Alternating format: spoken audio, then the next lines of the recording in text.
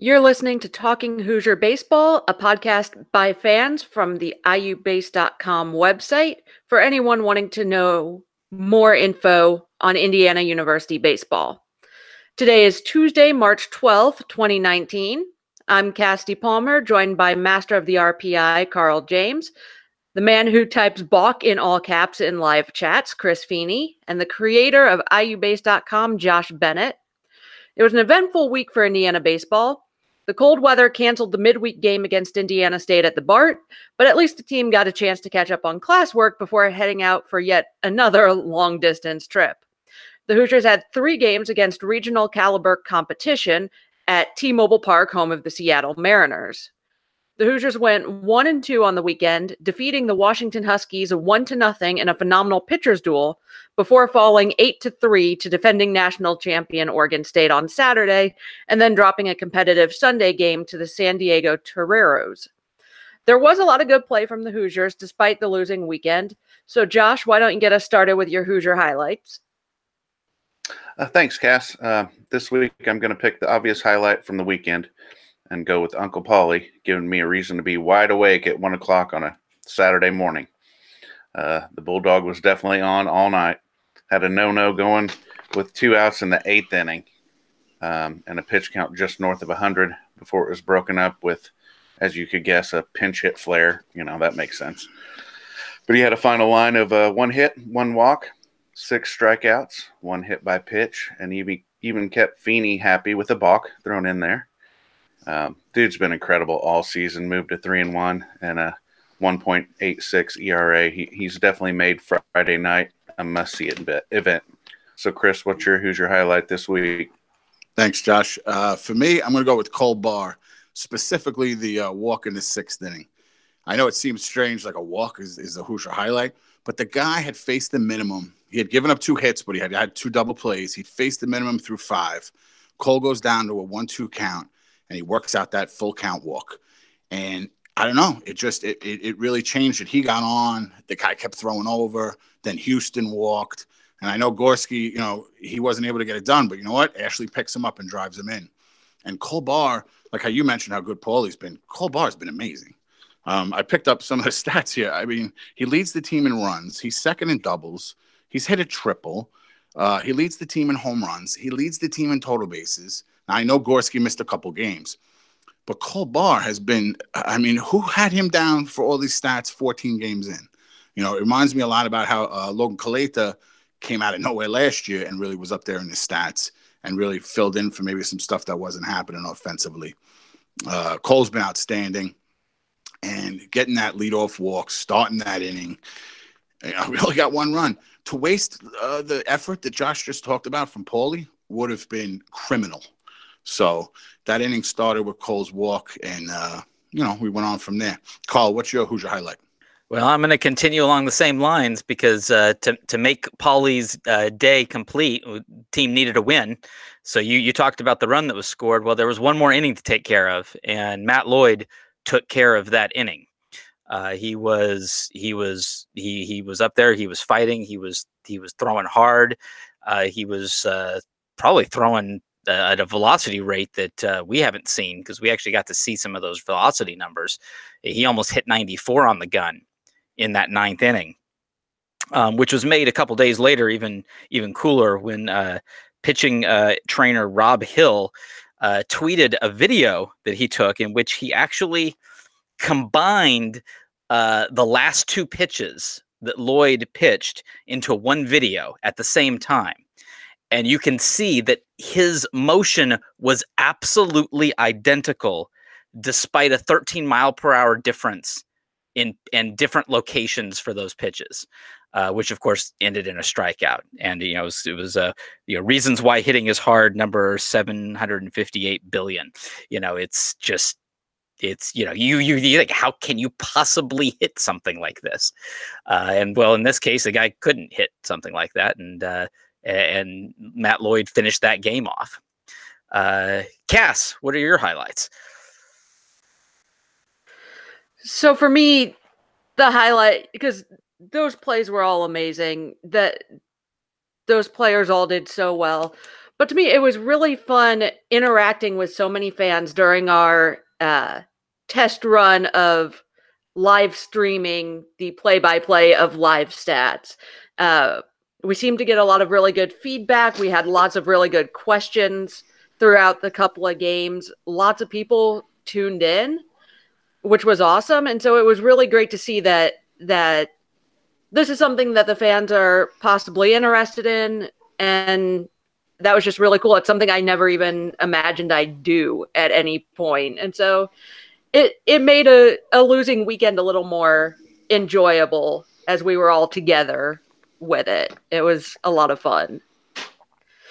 And so now it's time to give out the red belts. Chris, who earned what this weekend? All right. Like we said that other time when we had the losing weekend, win or lose, the red belts will always be given out. This was a 1-win weekend, but it was still really difficult to come up with some of these. I'll touch on the first one. The defensive red belt is going to go to Jeremy Houston. And this is an odd one because it comes on a play where there was a hit. They had a guy on first, and they hit a shot into the it seemed like it was in the hole that Houston had to make an athletic play to get to. And the guy got from first to second, and it was first and second with still 2 outs. But he kept that ball in the infield. Nobody, was able to go around the third. Nobody scored. It was still 2 outs. We still had a shot to get out of that inning. I got it here. It was a 2-2 game in the 4th inning, and the announcers were raving about this call because this was against Oregon State, so we did have to play-by-play. And Jeremy got to that ball. He kept it into the infield, so he's going to get the defensive red belt for that one on a play that was actually a hit. But, hey, you never know when you're going to get a red belt, right? When it came to pitching, this one, again, Paulie really likes to rack these up, I got to tell you, and he doesn't make it too difficult. It's easy to pick Paulie Milto when he goes 8 innings, when he has the no going for that long. Josh touched on it in the Hoosier highlights. It was frustrating to see him just give up that 2 outs in the 8th. I bet Coach Mercer wasn't that upset, though, because that was going to be a big decision in the 9th. I think he was at about 105 pitches. I wonder what Coach would have done. Hopefully we can get in his ear and find out, maybe with Max at some point or whatever. He'll probably lie. Oh, yeah, I was going to put him in. Yeah, he was definitely going back out. But, either way, Paulie was amazing. Josh Bencher did again. He's up to 3-1. He's 29 innings. He's only given up 4 extra base hits, 3 doubles and a homer. People are not getting good swings off Paulie. He's Friday Night Paulie. He's Paulie being Paulie. And this was a perfect example game because I looked it up. And it was pretty evenly distributed. There was 8 ground outs, 8 fly outs, and 6 Ks for his 24 outs. And that's Paulie. He pitches to contact. He's not going to blow you away. He doesn't really have a deceptive motion, or he's not hiding the ball. Go ahead, hit it. See what you're going to do. And they can't. And he just keeps putting up zeros. So Paulie gets the pitching red belt. Now, the offensive one for me was the hardest because I love a big moment. When it comes to red belts, I like to really give it to the guy with one big moment, one game-changing moment. But I couldn't this week because when I sat there and I looked at the numbers, Drew Ashley's moment was special driving in that run for Paulie, but Matt Lloyd had a weekend. So Matt Lloyd's going to get the offensive red belt.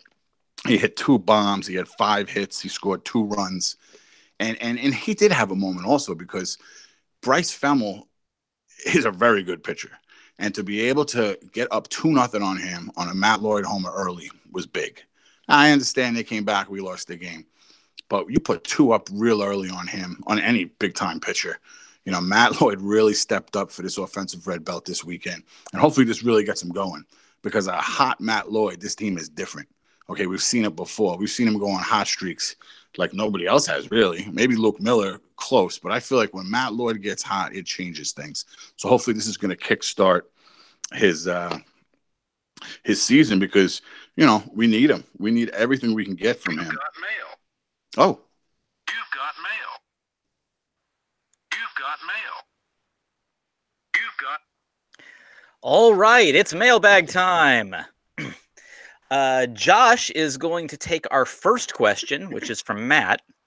It's obviously early, but are you seeing a noticeable change in approach at the plate under Mercer than we had seen under Coach Lemonis? Thanks for the question, Matt. I'll start by saying that, yes, it is fairly early in the season still. And if you followed the guys much on social media this last summer, and fall, you know that a lot of them are working with at least a partially redone swing. We've also faced a number of really good pitching staffs, but I think when you look at the numbers, there are definitely some things, some differences in the ways that this staff approaches things versus the former. I think the best way to dive into that is to look at some numbers from past seasons and compare them to what we've done so far at the quarter mark this season. So I went back and looked from the last 3 years at the K rate, our batting average, walks per game, and sacrifice hits. And in 2016, there was a 21% K rate, 257 average, 3.4 walks per game, and 36 sacrifice hits. 17, 23% K rate, so pretty much the same. 267 average, a little bit better. 3.4 walks per game, the exact same, and 39 sacrifice hits, which is about the same from the year before. Then in 2018, another 23% K rate, so that was the same. A much better batting average at 284, and the walk rate was up a little more at 4.2 per game, but also 42 sacrifice hits. So, those last 3 seasons were fairly consistent. To compare that to where we are this year, we've got a 36% strikeout rate so far with a 206 average. The walk rate's 3.4 per game, so that's the same, but we have 1 sacrifice hit a quarter of the way through the season. So when I look at those numbers, I'm going to assume that we're playing a lot less small ball and playing the on-base plus slugging percentage game, which focuses on doing damage every pitch and not necessarily cutting down with 2 strikes. That may not be what the philosophy is that they're teaching them, but in the games I'm watching, most of the swings with 2 strikes look no different than they do 2-1, 3-1, and hitters count. So I will note that our 1 sack hit on the season was a bunt that was then thrown away, scored a run, and everybody moved up. I also recall a game at the Bart this season when 2 routine ground balls on the right side, 1 to first base and 1 to second base, I think, were misplayed, and then Gorski hits a 3-run home run. So don't get me wrong, I'm not saying rely on the other team to screw up, but you have to at least make a play, especially when 44% of our outs this season have been via strikeout. You're hitting 206 as a team. So I think the approach is a little bit different, in my opinion, needs work. But hey, like I said, some of the guys are working on their swings. It's early, face some good pitching. So, we'll give them time, but I think there definitely is a philosophy difference. I hope that answered your question. So, Cass, the next question is for you. This one's from Kevin. Kevin wants to know, how well do these early scheduled games help us prepare for conference play? And is there any indication from the game so far on what kind of expectations we should set for the rest of the season? Okay, well, thank you for the question, Kevin. For the first part, I think that the early season games really do help to prepare for Big Ten play because IU is playing some tough competition early. Tennessee's really looking like the real deal this season. They are still playing really, really well. UConn is a decent team. Coastal looks pretty solid. All the teams from Seattle look good, particularly Oregon State. And playing this stiff competition really does prepare the team well for Big Ten play, whether they win or lose early. Yes, we do want the wins early, but facing this competition gives them that early adversity, the tough opponents. They're not playing cupcake games. They're not playing the easy win games. They're playing teams that are, a lot of these teams are going to be in regionals, if not hosting them. So this schedule has been really good for preparing for Big Ten play. As far as the expectations go, there are some individual things. I would expect that this team is gonna, I hope it cuts down some, but is gonna be a high strikeout team. It's also gonna be a high power team. That's kind of how the game's going right now. You're either hitting it really, really, really hard, or you're missing it completely. So I think that's still going to be a thing. The team's probably going to commit more errors than we'd like. I'm just hoping they cut down on the errors that count, the ones that do damage. And I'm expecting Paulie to continue to be Uncle Paulie, reliable on Fridays, eat a ton of innings, save the bullpen, so that everyone's available for Saturday, Sunday, and it's going to be a little more pieced together those days. But I think we should expect IU to be competitive across the board pretty much the rest of the season. One thing, Cass, sorry to cut you off. One thing, no, I feel like it also shows us the errors. It shows you in these games, in these early season big time games, you're not going to get away with them. No. You know, you're not going to get away with extra outs. You're not going to get away with not executing and making the play that you should. Yep. Because, I mean, there were plays that there wasn't an error on the board, but I feel like there was some other plays that we let get by over the weekend. Yeah. And this kind of schedule shows you don't get away with it. Oh, you might get away with it against that Memphis, right? That first weekend. Yeah. But we're not getting away with it against these guys. No, especially when they don't commit errors on their end too. You can get away with it if both teams are doing it, but if it's just IU that and they're giving up runs that way, it can get pretty difficult pretty quickly to claw back from that. So I think games are going to be competitive. I don't know that there will be as many blowout. I remember a 27-1 game several years ago. We're not going to have that. The offense isn't quite built that way. But we should be competitive across the board. So, Carl, John asked the next question. IU base has had a bit of trouble executing lately. Some of that is being prepared mentally and physically. What is Coach Mercer doing or can do different himself to get more out of the players? Well, I mean, by the execution issues, I'm going to assume you mean the errors and the strikeouts. It's kind of been the theme we've been talking about. I think the errors have been weighted very heavily to the infield. If we talk about Indiana's outfield, I would say the outfield has probably reduced runs in general. I mean, it's almost to the point that you can hardly call a runner on second against Indiana's scoring position. It's like going to take a gapper to score somebody based on how good that outfield is. But you've got some execution issues there. I think the one thing that seems different is Mercer clearly has more patience to let guys develop than Chris Lemonis did. Lemonis coached via playing time allocation. You would be able to look at it. You see a guy makes a certain mistake. A guy doesn't has a streak of games where they're not hitting. They're suddenly out of the game, or at least they're sitting a game. You know, it even happened to a guy like Logan Sowers in Hawaii. He sat a game because he's like, hey, I want him to experience the game from a different perspective, is what he said. But Coach Mercer hasn't done that. He determined what roles these guys were going to be in, and he has, and his focus has been on trying to develop them into those roles. So you combine that with his words, what he talks about development. He's clearly giving the guys time to develop, and he's not using playing time as an immediate consequence. I'm not going to make a value judgment on that. It's just a different style.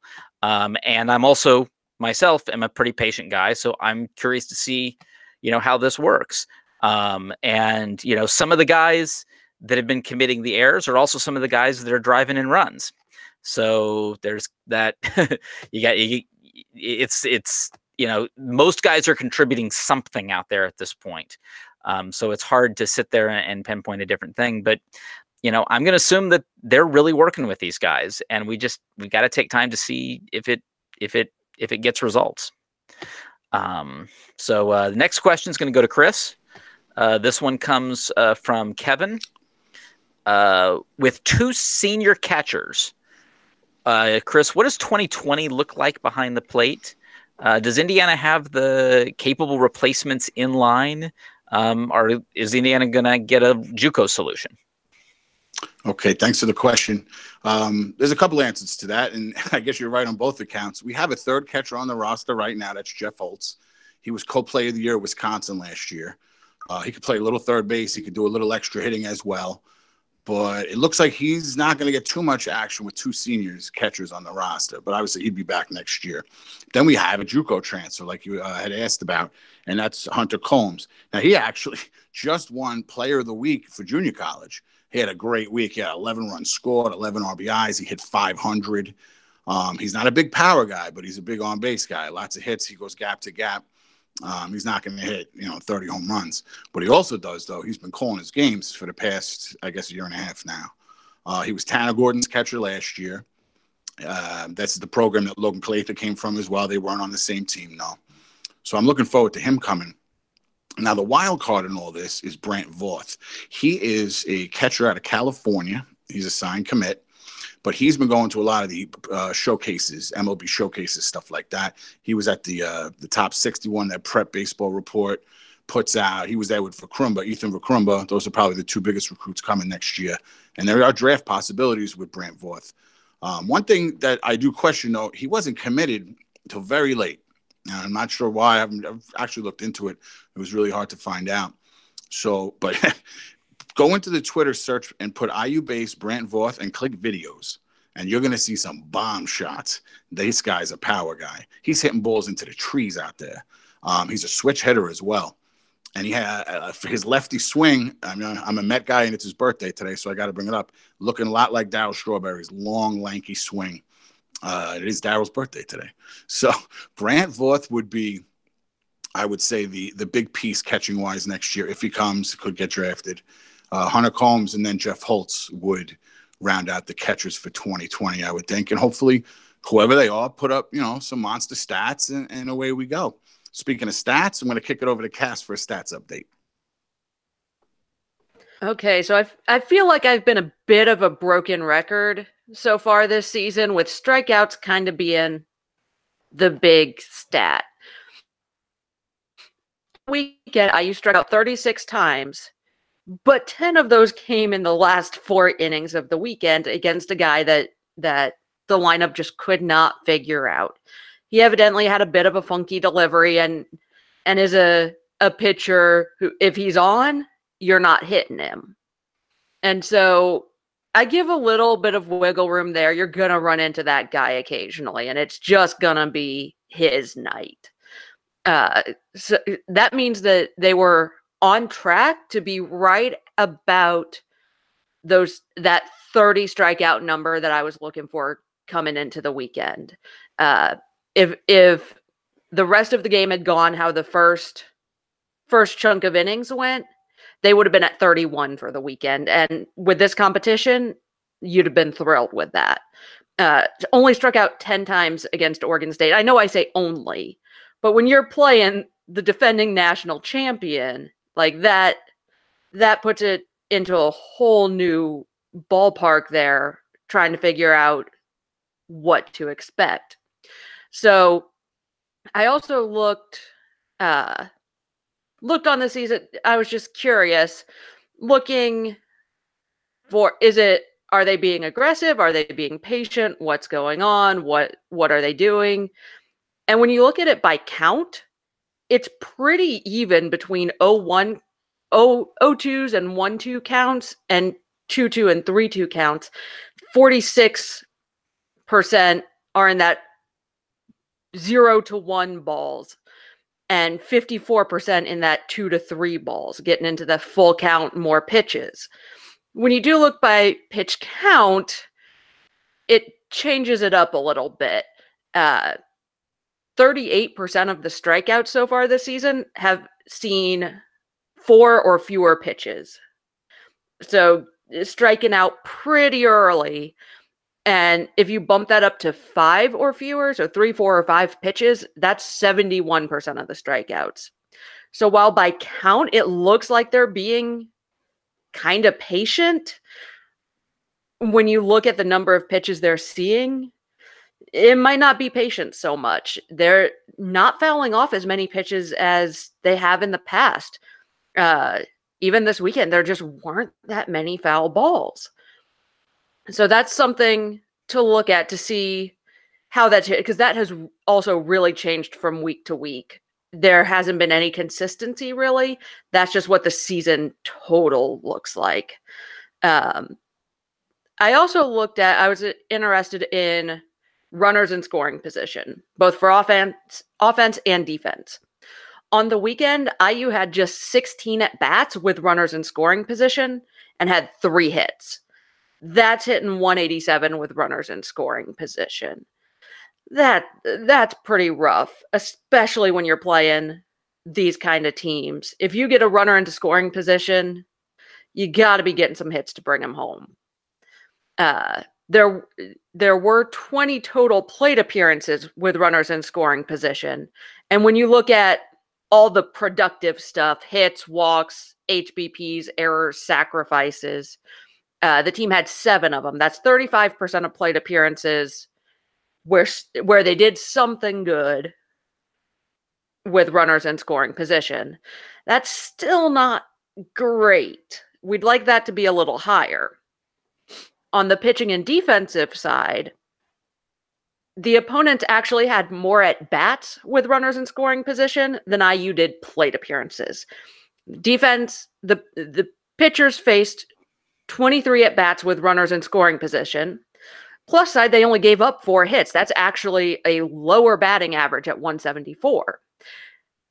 A big part of that is the combination of Paulie Milto and Matty Lloyd. They faced a combined 3 at bats or 3 plate appearances with runners in scoring position and gave up nothing. So that definitely pushes these numbers down a little bit. But on the plate appearances, the opponents had 31 plate appearances with runners in scoring position and had, in that combo of hits, walks, yada, yada, yada, had 14 of them. That's 45% of those plate appearances where, for them, they are doing something good. We want IU's number to be more like that on offense. And so they can do it. It's just a matter of adjusting the mindset with those runners in scoring position. I didn't have time to look at which of those were with 2 outs or not, but that's kind of where it stands with runners in scoring position right now. So, Chris, MLB spring training is in full gear. I know you have some info from Pro Ball Hoosiers on how the alums are performing this spring. Thanks, Cass. Yeah, first of all, I just want to mention for those who don't know, Pro Bowl Hoosiers has been graciously helping us out as far as giving some information out and sharing it on our site about our Hoosier baseball alumni. He'd always been doing it on Twitter. You know, he does every single sport too, which is pretty amazing. He's even got like women's basketball stores from overseas. So he's amazing. And he's joined us. We announced it, I think, a couple of weeks ago, and to help us out with sharing some of the stats from Major League Baseball and minor league baseball. Let's not forget, we're going to have a lot of alumni throughout the minor leagues as well. So on his latest update, he gave us some info about Kyle Schwarber. He's batting .438 so far in spring training. He's got 4 doubles, 9 walks, and that's just in 9 games for the Cubs. And another interesting battle is going to be Josh Fegley. He's going to try to win his first starting job for the Oakland A's. And he's doing real well. He's hit 2 homers. He's got 7 RBIs, and he's hitting .360. I think he's tired of being second fiddle, whether it was on the White Sox or the A's. So he's really going for that starting job. Sam Travis, you know, he's been up and down. He's been on the roster. He's been in the minors. He's kind of doing that shuttle thing and coming up only on the 40-man. But he's had a pretty good spring so far. He's got about 5 hits. And what else we got? Aaron Slegers. He did pretty well for the spring training, but he only pitched in 8 innings. He had 3 Ks. He got some big outs. But he has been sent down to AAA. He's out of the Major League camp now. He's been assigned to the Indianapolis Indolins, which is the minor league AAA affiliate of Pittsburgh. So he's not going to be too far away to watch. I'm sure he's not too happy about it because, you know, he obviously wanted to start the season on the big club. But you're going to have Slegers an opportunity to see him pitch in Indianapolis. We'll definitely keep an eye on when he's starting. You know, maybe we can make a trip over there. I know it was a good time seeing Sam Travis. You know, just anytime you can see an alumni play, you know, these guys are professionals. It's not MLB professional. Minor leagues are professional too. They're getting paid to play. And it's impressive because you got, you know, an opportunity for them to better their craft and really put something together as far as moving on up through the minors and into the major leagues. And before you know it, we'll be going to a ball game watching the Hoosiers. So thank you to Pro Bowl Hoosiers for that. And we're going to kick it over to Carl now to see what's happening in the national scene. Yes, it's been a pretty fascinating season so far in college baseball. One thing we look at is we look at the performance of the teams of our last two coaches. Both Chris Lemonis and Tracy Smith have cracked D1 rankings. Chris Lemonis's Mississippi State team is ranked number 6 in the country right now. Tracy Smith's Arizona State team just cracked the D1 top 25 at number 25. But more impressive, they haven't lost yet. Arizona State is 15-0 right now. And it's not all bad teams. They beat the same San Diego team that just beat IU. They beat them 12-2 in a midweek. They just beat Cal State Fullerton at Fullerton. They swept Michigan State. They swept Notre Dame. They swept UC Davis in 4 games. So it's been pretty impressive there. Now, if you look at the Big Ten, I'm very excited for this Big Ten season because in most Big Ten seasons, you walk into it and you're thinking, yeah, there are some serious doormats in the league, and then there are some real powerhouses. I'm telling you, there are maybe 8 teams that could win the league this year. If you were to base it on what people are saying about teams that they've seen, Illinois looks really good right now, but not heads and tails above everybody else. The coaches predicted Minnesota. Minnesota's 3-11, but they're making some changes, and they have played quite literally in all of college baseball the hardest schedule so far. So, Minnesota, you can't sleep on them. They could still make a run at trying to win a Big Ten title, even at 3-11 in the non-conference. Things can happen. Things can change. Michigan kind of did what they did last year, which is they when they were playing poor competition, they absolutely killed them. And then when they got to the harder part of the season, they've struggled. So Michigan's at 9-4. They definitely pitch very well. But it's interesting that, the 3 teams that were probably 3 of the teams that were probably really talked up in the Big Ten to start off with kind of have the same issues. Minnesota, Indiana, Michigan have all been pitching very well, and in some ways have been struggling with the bats. So it's going to, be interesting to see how it comes about. You've got Penn State at 10-3 right now, and it's not all been slouches that they've been playing. So Penn State might be a legitimate team. Iowa has been up and down. Maryland's at 9-5, so Maryland may be back. Nebraska just won a road series against a nationally ranked team in Baylor.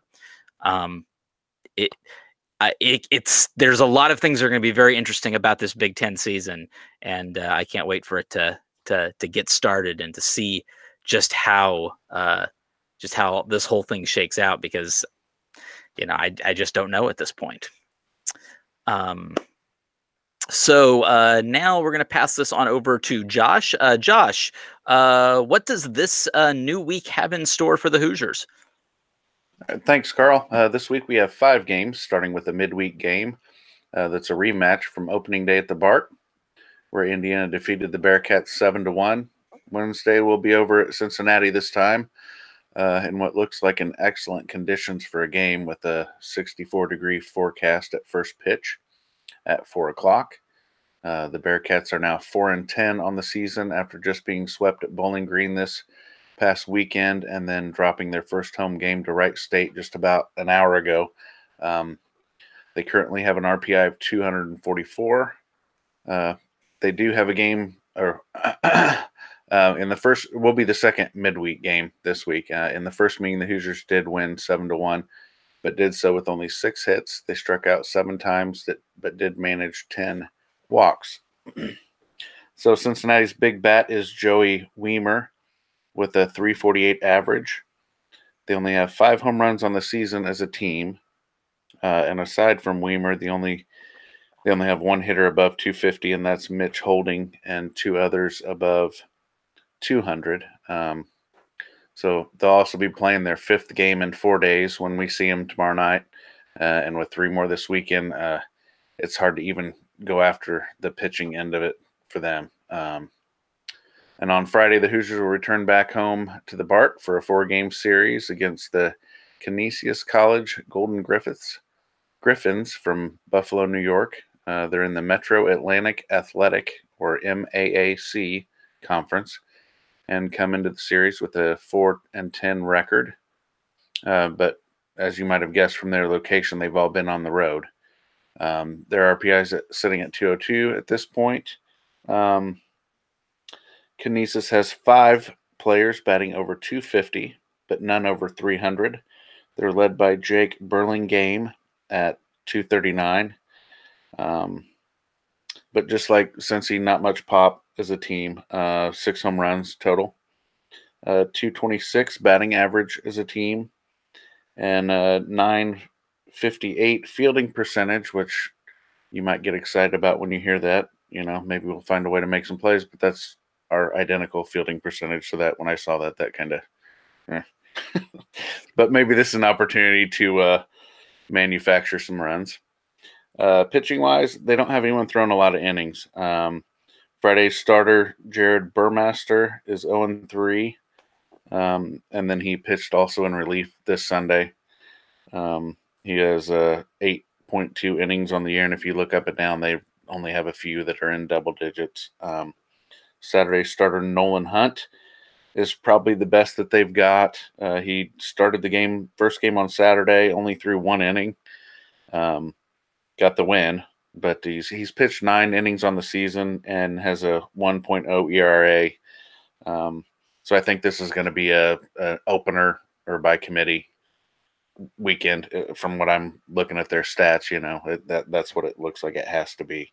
As a staff, they're giving up 6 runs a game and a 291 batting average against. So it looks like a really good weekend to get the bats going and some confidence up. Weather-wise, Friday, we have 45 for a high at first pitch, 44 degrees on Saturday for the doubleheader, and a little warmer at 51 on Sunday. No rain at all in the forecast from what I saw.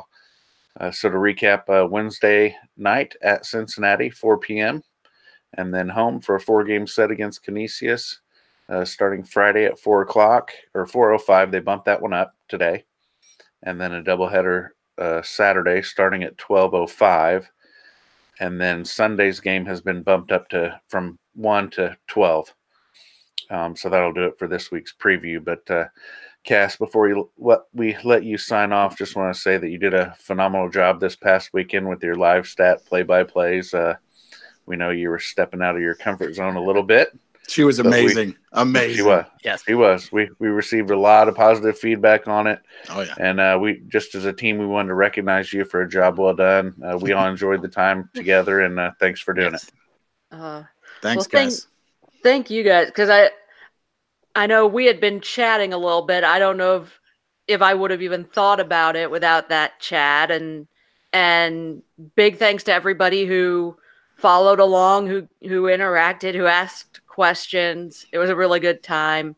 Especially thanks, Carl, for feeding me those questions.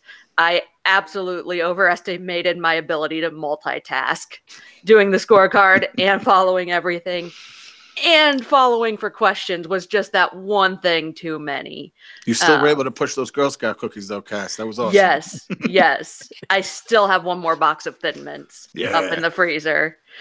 But no, it was a great time, and I'm glad we did it. I'm glad people enjoyed it, and we'll have to look at those for some future games too. But that'll do it for this edition of Talking Hoosier Baseball. Read up on Indiana baseball at iubase.com. Follow us on Twitter at CUAtTheBart. and IU Base 17. Please leave a review on iTunes, Google Play, or Stitcher, whatever service you use. For Carl James, I'm Casty Palmer. See you at the BART. I'm going back to Indiana now to see my baby in her evening